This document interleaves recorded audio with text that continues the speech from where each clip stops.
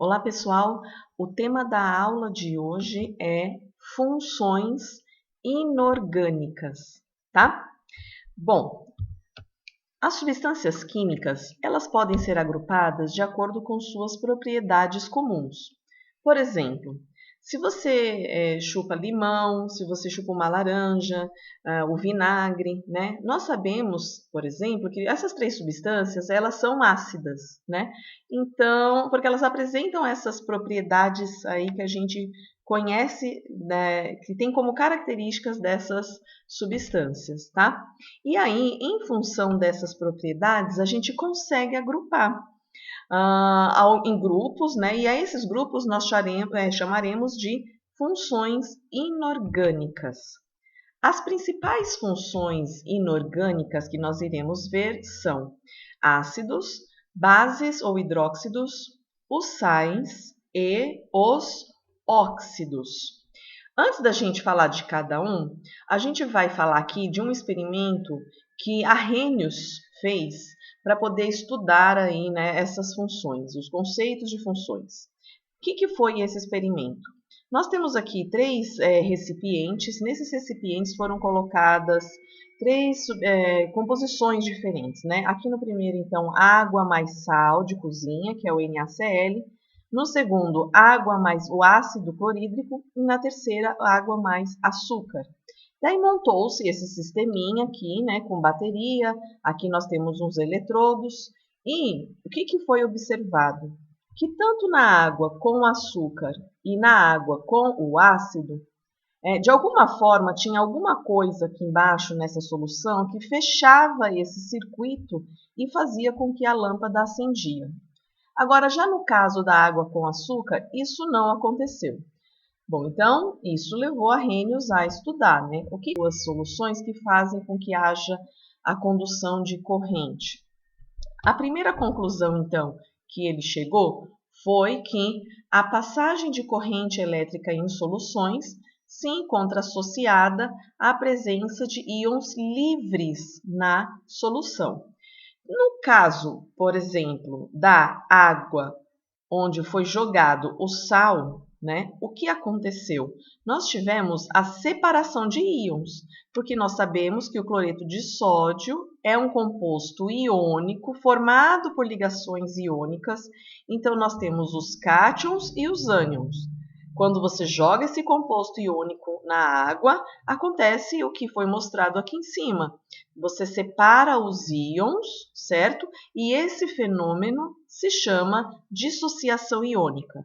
Tá? Então, agora, como você tem essa separação de íons, você tem essas cargas livres dentro da solução, por isso que você consegue ter a passagem de corrente elétrica e a luz, dessa forma, consegue acender. Bom, e no caso do ácido, o que será que aconteceu? Vamos ver aqui. Então, você tem uma molécula de água e aí você vai jogar o ácido, né? Vamos ver, então, o que vai acontecer. O H da fórmula do ácido, ele se separa, né, do cloreto aqui, ele vai para perto da molécula de água e aí tem a formação de íons aqui. Tá? No começo não era um composto iônico, porque o ácido clorídrico ele é formado por ligação covalente. Mas quando eu jogo especificamente o ácido em água, acontece esse fenômeno. O H sai, vai para a molécula de água, daí fica com essa carga positiva. Esse íon aqui se chama íon hidrônio. E aí o cloreto aqui também fica com a carga negativa. Tá? Então, agora também nós vamos ter a formação de íons aqui. Esse processo de ionização, tá? Que é o processo de colocar o ácido em água. E aqui está a reação química que acontece. Ácido clorídrico mais água forma o íon hidrônio mais o íon cloreto. Então, a presença desses íons em solução também faz com que haja a passagem de corrente elétrica. Vamos falar agora, primeiramente, então, dos ácidos. Tá?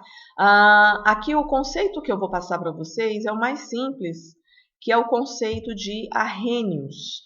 O que Arrhenius disse que era um ácido? Tá? Ele falou o seguinte: toda substância que em solução aquosa sofre ionização, produzindo como cátion apenas o íon H+, é um ácido, que é justamente a reação que a gente mostrou aí alguns slides atrás. Bom, mais aqui alguns exemplos. Esse exemplo do ácido clorídrico nós já vimos, né? Então, eu jogo o ácido, eu vou ter H+ e Cl-. Outros exemplos, H2SO4, o ácido sulfúrico. Eu jogo ele em água, daí agora ele vai me liberar 2H+. Por que 2H+?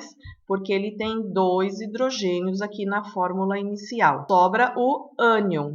Mas como é que eu sei essa carga que está aqui em cima? Eu vou pegar este número que está acompanhando a fórmula e subo ele com a carga negativa, tá?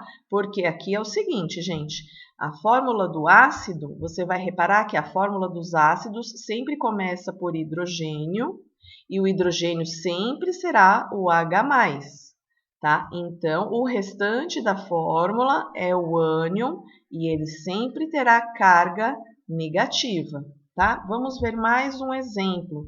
Ácido fosfórico, jogo em água. Quantos, olha, dá uma olhada aqui, 3 hidrogênios. Quantos hidrogênios, então, ele terá depois? 3H+, justamente. E o ânion que sobra, certo? Que é o ânion fosfato. Qual que é a carga dele? Porque a carga dele é 3-, porque aqui eu tenho o 3 acompanhando o hidrogênio. Último exemplo para a gente poder aqui, então, ter certeza se nós entendemos. Jogo esse ácido em água, ele tem 4 hidrogênios na fórmula. Então, quantos hidrogênios ele irá liberar depois da ionização? 4H+, mais o ânion com a carga 4-, certo? Bom, só que hoje nós sabemos que esse hidrogênio H+, que é liberado lá na água, né, ele não fica sozinho. Ele acaba se ligando à molécula de água e forma o H3O+, igual àquela animação que nós vimos. E esse ânion é chamado, esse cátion, né, ele é chamado de hidrônio ou hidroxônio. Eu estou aqui, então, reescrevendo as reações que já foram mostradas. Só que agora, o que acontece? A água desceu de cima da seta, ela estava aqui em cima, só que agora eu vou colocar ela aqui, porque a água, ela participa efetivamente das reações.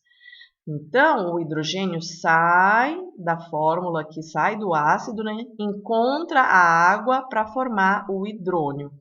E sobra, então, o ânion aqui com a carga 1- por causa desse hidrogênio aqui, que só tem 1. Agora aqui, o ácido sulfúrico, tá? Por que eu preciso de 2 águas? Porque cada molécula de água recebe apenas um H+. Se eu tenho 2H+ para liberar, eu preciso de 2 moléculas de água. E, consequentemente, eu vou formar 2 hidrônios. E o restante aqui, que é o ânion com a carga correspondente. Classificação dos ácidos. Número 1. A primeira classificação é com relação ao número de hidrogênios ionizáveis, que tem a ver com isso que eu acabei de falar no slide anterior, né? De quantos H+ tem na fórmula. São quantos hidrogênios ele irá liberar na reação de ionização. Os monoácidos são aqueles ácidos que na ionização eles vão produzir apenas um H+. Se você olhar os 3 exemplos aqui, eles só têm um hidrogênio na fórmula, então eles liberam apenas um H+ depois da ionização. Os diácidos, por sua vez, eles irão produzir 2H+, tá? Como a gente pode ver nesses 2 exemplos aqui do ácido carbônico e do ácido sulfúrico. Triácidos, eles liberam 3H+, conforme os 2 exemplos que vocês podem acompanhar aqui. E, por fim, nós temos os tetrácidos. Os tetrácidos irão liberar 4H+. Nós temos exceções, tá? Aqui eu mostro então para vocês duas exceções. Esse primeiro ácido, por olhar, quando a gente olha para a fórmula, nós podemos primeiramente pensar que ele é um triácido, né? Só que na verdade ele só libera 2H+, então ele é classificado como um diácido. Este outro ácido aqui também, podemos pensar primeiramente que ele é um triácido, mas na verdade ele só vai liberar 1H+, então ele é classificado como um monoácido. Segunda classificação dos ácidos é com relação à presença do oxigênio. Se na fórmula do ácido nós não temos a presença de oxigênio, esses ácidos são chamados de hidrácidos. Aqui nós temos então 4 exemplos, e nesses 4 exemplos nós não temos o oxigênio. Agora, já os oxiácidos são aqueles ácidos que possuem o elemento químico oxigênio na sua fórmula, como vocês podem ver aqui nesses 4 exemplos que estão mostrados aqui, tá? Terceira classificação, com relação ao número de elementos químicos. Os ácidos binários possuem apenas 2 elementos químicos. Como eu falei para vocês, os ácidos sempre começam com hidrogênio. Então, os binários serão, um elemento sempre será o hidrogênio, e aí nós teremos algum outro elemento, né? Então, por exemplo, aqui hidrogênio e cloro, e aqui hidrogênio e enxofre. Ternários. Ternários, 3 elementos químicos, sendo que um deles sempre será o hidrogênio, certo? Então, aqui eu tenho hidrogênio, carbono, oxigênio, aqui hidrogênio, carbono, nitrogênio. Quaternários. Quaternários, eles apresentam 4 elementos químicos. O exemplo que eu dei aqui é o hidrogênio, né, obviamente, ferro, carbono e nitrogênio. A quarta classificação tem a ver com o grau de ionização. Vamos relembrar então o que seria a ionização. Lembra que quando a gente joga ácido em água, as moléculas dos ácidos, os átomos, né, eles irão se separar, certo? Então acompanhem aí a animação. Joguei ácido clorídrico em água. O que acontece? Os íons se separam. Mas se você olhar com bastante atenção, não são todas as moléculas que sofreram essa ionização, tá? Tem algumas aí que não sofreram. Quando as espécies químicas, então, elas só são colocadas em solução aquosa, algumas delas sofrem ionização e outras não. A gente consegue, então, calcular qual foi o grau seu. A fórmula para isso está mostrada aqui, né? É o número de moléculas ionizadas dividido pelo número de moléculas que foram dissolvidas. Voltando àquela animação que nós tínhamos visto, vamos calcular o alfa. Quantas moléculas, então, nós temos aqui? Nós temos um total de 20, só que dessas 20, apenas 18 sofreram ionização. Quando você calcula, 18 dividido por 20 dá 0,9 e dá 90%, tá? Agora, então, usando esse alfa, eu consigo classificar os meus ácidos em fracos, moderados ou fortes. Os ácidos fracos vão possuir um alfa menor ou igual a 5%. Exemplo, ácido carbônico, que tem um alfa de 0,2%. Já os ácidos moderados, esse alfa encontra-se entre 5 e 50. Exemplo, ácido fosfórico com um alfa de 27%. Já os ácidos fortes possuem um alfa maior ou igual a 50%. E o exemplo aqui é o ácido clorídrico com 92% de ionização. Agora, quando a gente não conhece o grau de ionização, a gente pode ver de uma outra forma, né? Se os ácidos são fortes, fracos ou moderados. Para isso, então, a gente vai separar em hidrácidos e oxiácidos. Para os hidrácidos, aqui não tem muito o que fazer, né? A gente vai ter que meio que lembrar dessa listinha. Os ácidos fortes, então, são ácido clorídrico, o bromídrico e o iodídrico. O ácido moderado é o ácido fluorídrico. E os fracos são todos os demais que sejam hidrácidos, tá? Bom, e os oxiácidos? A gente pode fazer essa continha aqui. Lembrando que os oxiácidos são aqueles que possuem oxigênio, né? Então, a conta que nós vamos fazer é, a gente vai calcular o número, a gente vai ver, né, o número de átomos de oxigênio que tem na fórmula e vai fazer menos o número de hidrogênios ionizáveis. E esse X, ele pode dar 0, 1, 2 ou 3, sendo que cada um aí vai levar a uma classificação. Os exemplos aqui, né, para vocês poderem entender então o que eu estou falando. Presta atenção nesse ácido. Eu vou fazer, para calcular o X, número de oxigênios que eu tenho, que eu vejo pela fórmula, 3, menos o número de hidrogênios, que é 3. 3 menos 3, 0, é um ácido fraco. O próximo exemplo, 4 menos 3, que dá 1, é um ácido médio. O seguinte, a conta dá 2, que é um ácido forte. E o último exemplo, onde nosso cálculo dá 3 e é considerado um ácido muito forte. Agora vamos aprender a dar nomes aos ácidos.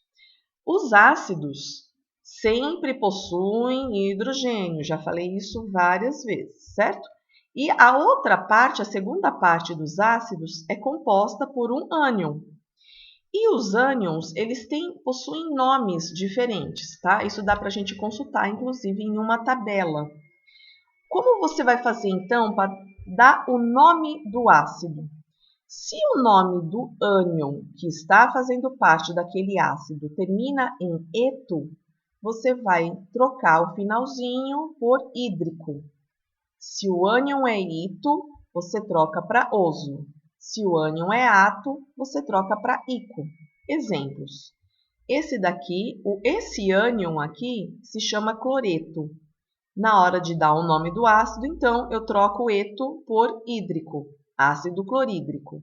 Tá? Aqui eu tenho vários exemplos com essa mesma terminação de eto. Brometo, bromídrico, sulfeto, sulfídrico, cianeto, cianídrico. Nesse outro slide, agora eu tenho outros exemplos, terminados, por exemplo, com ato, carbonato, depois vira carbônico. Um exemplo com ito, por exemplo, nitrito, o ácido será nitroso. Bom, agora vamos para as bases, ou os hidróxidos. O conceito de arrênios para as bases é o seguinte: toda substância que em solução aquosa sofre dissociação iônica, libertando como ânion apenas o íon OH-, é uma base ou um hidróxido. Alguns exemplos aqui. Nós temos o hidróxido de sódio. Coloco ele em água, eu separo, né? Na e OH-. Reparem que todas as bases, né, ou os hidróxidos, eles possuem OH na fórmula e ela vem no final da fórmula. A carga do OH sempre será 1-. E como é que eu vou saber a carga agora do cátion? Você vai pegar o número que está acompanhando o OH e subir como carga positiva. Então, por exemplo, aqui, né, é o número 1, então a carga do sódio é 1+. No caso do cálcio, o número é 2, então a carga que sobe é 2+. 3, 3+, 4, 4+, tá? Aqui também o número de hidroxilas que libera também tem a ver com a fórmula. O primeiro exemplo é só uma hidroxila, então uma hidroxila que libera. No de cálcio eu tenho 2 hidroxilas, são 2 hidroxilas que são liberadas. No de ferro são 3 e no de chumbo são 4. Classificação das bases. A primeira classificação com relação ao número de hidroxilas. Então, as monobases são aquelas que possuem, né, que liberam apenas aí uma hidroxila, como esses 3 exemplos aí que você pode observar, tá? As dibases já são aquelas, as bases, né, onde você tem 2 hidroxilas, como esses 2 exemplos aqui que a gente está observando. As tribases, como o próprio nome diz, né, são aquelas onde a molécula liberta 3 hidroxilas. E a última aqui, nós temos as tetrabases, onde a molécula irá libertar, né, 4 hidroxilas, certo? Com relação à força, a segunda classificação que nós vamos ver. Dividimos as bases entre fortes e fracas, tá? As bases fortes são aquelas em que a hidroxila se liga a um metal alcalino ou alcalino terroso, que, para quem não lembra, são as 2 primeiras famílias da tabela periódica. Aqui, né? Sódio, potássio, lítio é metal alcalino, está na primeira família. Cálcio, bário, magnésio está na segunda família, que é alcalino terroso. As bases fracas são aquelas onde a hidroxila se liga aos demais cátions, tá? Então, aqui nós temos outros exemplos de prata, de zinco, hidróxido de amônio, ferro, alumínio e chumbo. Com relação à solubilidade em água, então, ou seja, eu jogo essa base em uma água, ela consegue dissolver bem pouco ou muito, tá? Então, aqui, as bases que são solúveis, ou seja, eu consigo dissolver muito bem em água, são aquelas formadas, né, por um metal alcalino ou o hidróxido de amônio, que é hidróxido de amônio, é esse último aqui, ó, NH4OH. Pouco solúvel, então já não tem toda aquela solubilidade, né? São as bases onde a hidroxila se liga a um metal alcalino terroso, que é a segunda família. Eu tenho 2 exemplos aqui, que são cálcio e bário. E as praticamente insolúveis são as outras, tá? Então, aqui, por exemplo, nós podíamos pensar no hidróxido de alumínio. Quando a gente compra, né, um remédio, por exemplo, para acidez estomacal, e a gente tem uma base, né, para a gente tomar, vem escrito inclusive no frasco, né? Agite antes de tomar, pois aquele hidróxido, por ser pouco solúvel, ele fica no fundo do frasco. Então, se a gente não agita, a gente não ingere o remédio de forma adequada. Para dar nomes às bases, o nome se dará da seguinte forma. Eu vou escrever a palavra hidróxido, D, e depois eu vou colocar o nome do cátion, porque como nós vimos, o que vai variar nas fórmulas das bases são os cátions, né? Já os ânions não mudam, porque sempre né, serão os íons OH-. Exemplos: NaOH, hidróxido de sódio. Este, hidróxido de lítio. O próximo, hidróxido de amônio, hidróxido de cálcio e o de bário. Mas, às vezes, dependendo do cátion, o que a gente está usando aí, ele pode ter cargas diferentes, tá? E como é que você vai fazer nesse caso? Por exemplo, o ferro, existe ferro 2, que é esse daqui, ferro 2, e existe o ferro 3. Quando acontecer isso, para o cátion que tem o menor NOx, ou seja, a menor carga, eu vou colocar no final a palavrinha oso. E para aqueles que têm o maior NOx, eu vou usar ico. Então, aqui, ferro 2, eu falo hidróxido ferroso, tá? Inclusive, eu tiro aqui o D, né? O próximo vai ficar como hidróxido férrico. Outro exemplo aqui, o de chumbo. Chumbo 2 é o de menor NOx, então esse daqui ficou o hidróxido plumboso. E o chumbo 4, como é maior NOx, ficou hidróxido plúmbico. Tem uma outra forma mais fácil de dar o nome para esses hidróxidos, que é utilizando algarismos romanos. Então, simplesmente você coloca o algarismo romano no fim. Hidróxido de ferro 2, hidróxido de ferro 3, hidróxido de chumbo 2 e hidróxido de chumbo 4, certo? Agora a gente vai aprender uma reação muito importante que se chama reação de neutralização. A reação de neutralização sempre acontece entre um ácido e uma base. E os produtos dessa reação sempre serão água e um sal. Vamos ver então aqui. Primeiro exemplo, a reação entre o ácido clorídrico e o hidróxido de sódio. O que acontece? O H do ácido se combina com o OH da base para formar a água. E os outros dois que restam, eles vão se unir para formar o sal, tá? Aí, então, aqui nós temos o sal, NaCl, mais a água. Outro exemplo. Agora, aqui no segundo exemplo, eu tenho ácido clorídrico com hidróxido de cálcio. De novo, o hidrogênio se liga ao OH para formar a água e o cloro se liga ao cálcio para formar o sal. Esses dois exemplos aqui são exemplos onde o ácido e a base foram totalmente neutralizados. Então, se chama neutralização total. Mas, às vezes, pode acontecer uma neutralização parcial. O que acontece? Nesse caso, o sal formado, ele não apresenta apenas, digamos assim, simplesmente um ânion e um cátion, tá? Ele tem uma fórmula um pouquinho diferente aí. Vamos, então, agora aprender um pouco sobre os sais, tá? O que seria, então, o sal?